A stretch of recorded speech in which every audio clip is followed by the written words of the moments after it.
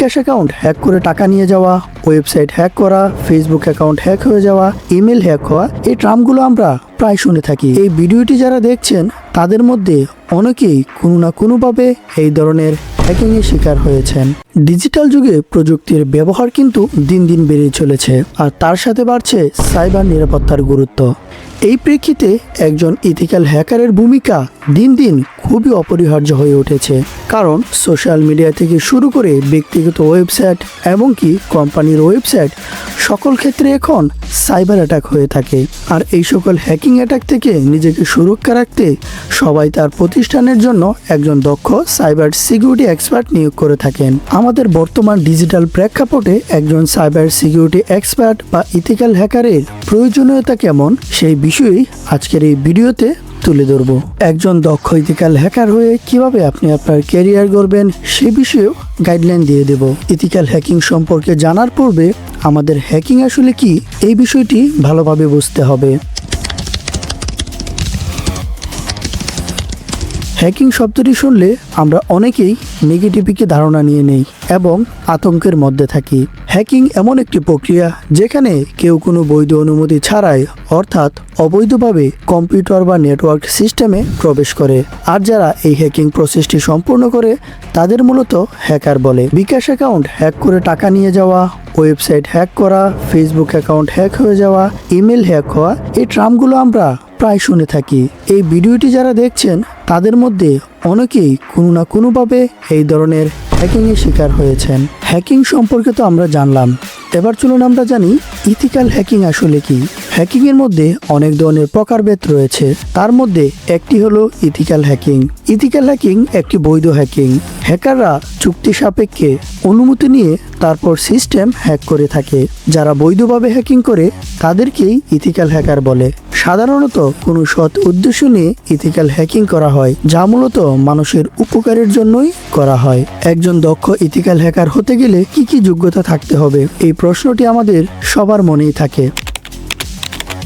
Hacking যেহেতু computer বা laptop দিয়ে করা হয়, তাই একদম বেসিক যে দক্ষতা থাকতে হবে সেটা হলো কম্পিউটারের ব্যবহার জানতে হবে এবং বেসিক ইংলিশ জানতে হবে। এছাড়াও একজন দক্ষ ইথিক্যাল হ্যাকার হওয়ার জন্য আপনার আরো কিছু বিষয়ে জ্ঞান থাকতে হবে।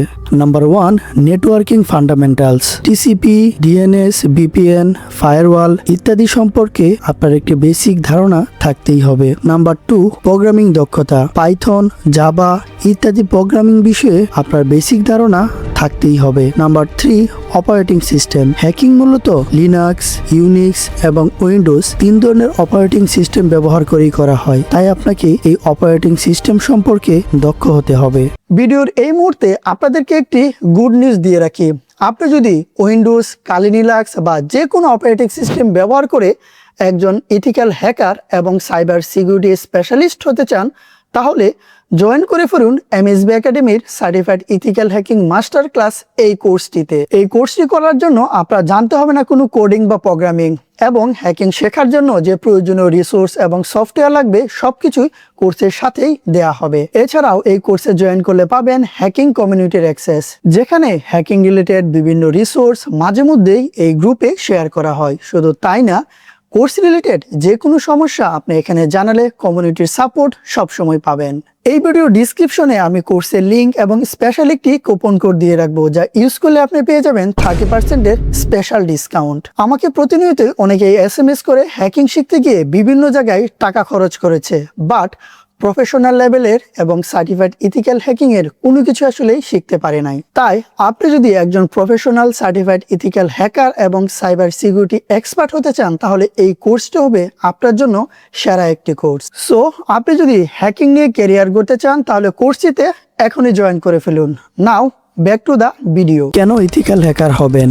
প্রতিদিন সাইবার অপরাধ বেড়ে যাওয়ার ফলে ইথিক্যাল হ্যাকারদের চাহিদাও বাড়ছে, তাই বিভিন্ন প্রতিষ্ঠান ইথিক্যাল হ্যাকার নিয়োগ দেওয়া হচ্ছে। শুধু ইউরোপ বা আমেরিকা বলে কথা নয়, বাংলাদেশেও এখন ইথিক্যাল হ্যাকারদের নিয়োগ দেওয়া হচ্ছে। দেশের অধিকাংশ সরকারি ওয়েবসাইট নিরাপদ নয়, প্রচুর পরিমাণে বাগ পাওয়া যায়। কিছুদিন পর পর সরকারি ওয়েবসাইটগুলো হ্যাক হওয়ার নিউজ পাওয়া যায়। এমন অবস্থায় ইথিক্যাল হ্যাকারদের নিয়োগ দেওয়া প্রতিষ্ঠানের জন্য বাধ্যতামূলক হয়ে যায়। অন্যদিকে আপনার নিজের যদি কোনো সফটওয়্যার, ওয়েবসাইট বা ডিজিটাল ডিভাইস থাকে সেটা নিরাপত্তা আপনি নিজেই দিতে পারবেন। আবার হ্যাক হয়ে গেলে আপনি নিজেই সেটি রিকভারি করতে পারবেন। আলাদা করে ইথিক্যাল হ্যাকার নিয়োগ দেওয়ার কোনো প্রয়োজন নেই। ইথিক্যাল হ্যাকারদের বেতন কেমন? এটি আসলে আমাদের সবার কম বেশি একটি প্রশ্ন। আমি ইথিক্যাল হ্যাকিং হলে মাসে কত টাকা ইনকাম করতে পারবো?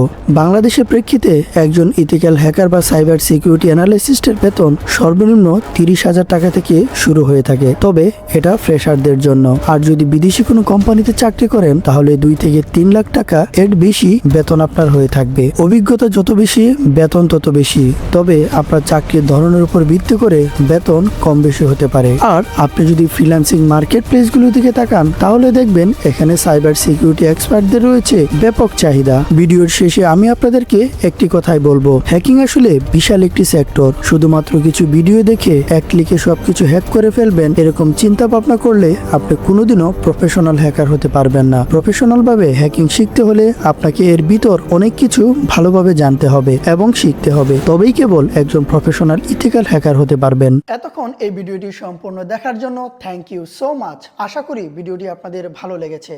নেক্সটে আপনারা আর কোন টপিকসে ভিডিও চান সেটি অবশ্যই কমেন্টস করে জানাবেন, তাহলে আমি আপনাদের কমেন্টসের উপর ভিত্তি করেই নেক্সট টপিকে ভিডিও তৈরি করব।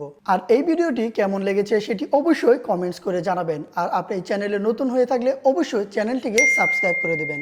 দেখা হবে নতুন ভিডিওতে। আল্লাহ হাফেজ।